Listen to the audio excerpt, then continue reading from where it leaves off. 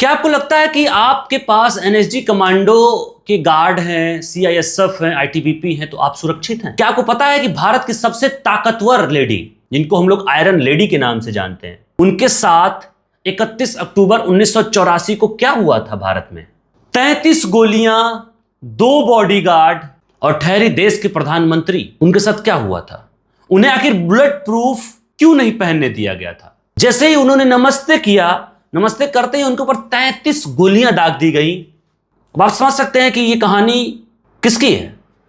ये कहानी है हमारे देश के पूर्व प्रधानमंत्री आयरन लेडी इंदिरा गांधी की, जिसकी हत्या 31 अक्टूबर 1984 को हुई थी दिल्ली में। 31 अक्टूबर 1984 को कोई नहीं जानता था कि उस दिन सुबह में पूरे भारत का इतिहास पलटने वाला है। किसी को पता नहीं था कि सुबह क्या होने वाला है। सुबह में आयरन लेडी इंदिरा गांधी जी, प्रधानमंत्री जी हमारी, जब ऑफिस से, अपने आवास से निकल करके थोड़े दूर पे उनकी ऑफिस थी, वहां पे उनको जाना था और जा करके एक मीटिंग करनी थी। और मीटिंग करने के लिए जब वो गाड़ी से उतर के थोड़ा सा वॉकिंग डिस्टेंस पे जब वो गई, तो वहां पे 2 गार्ड लगे थे उस गेट। एक का नाम था बेवंत सिंह और एक का नाम था सतवंत सिंह। ये दोनों गार्ड उस गेट पे लगे थे। एक के पास पिस्टल थी, दूसरे के पास ऑटोमेटिक गन थी। जब वो गेट के अंदर इंटर करती है इंदिरा गांधी और जैसे वो हाथ जोड़ करके नमस्ते करती है, तब तक बेवंत सिंह ने उन्हें 3 गोलियां धड़ाधड़ दाग दिया।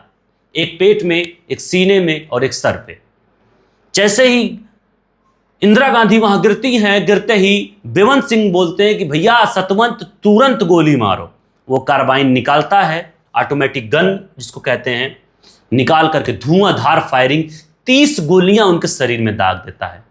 अब आप सोचिए, जिसको 33 गोलियां लग जाएं, वो जिंदा रहेगा? बिल्कुल नहीं। उन्हें एम्स अस्पताल में ले गया, दिखाया गया, तो वहां पे उन्हें मृत घोषित कर दिया गया। यानी हमारी प्रधानमंत्री हम लोगों के बीच में नहीं रही। चूंकि दोनों सिख थे, सतवंत और बेवंत दोनों क्या थे? सिख थे। और उस समय वहां पे सिखों की लड़ाई भी चल रही थी। और कहानी यही रुक नहीं मोड़ती है। आईटीबीपी के जवान से मुठभेड़ होती है सतवंत और बेवंत की, तो बेवंत वहीं पे ढेर हो जाता है और सतवंत को गंभीर हालत में पकड़ करके लेके जाया जाता है, अस्पताल में भर्ती कराया जाता है। और भर्ती कराने के बाद ट्रायल चलता है।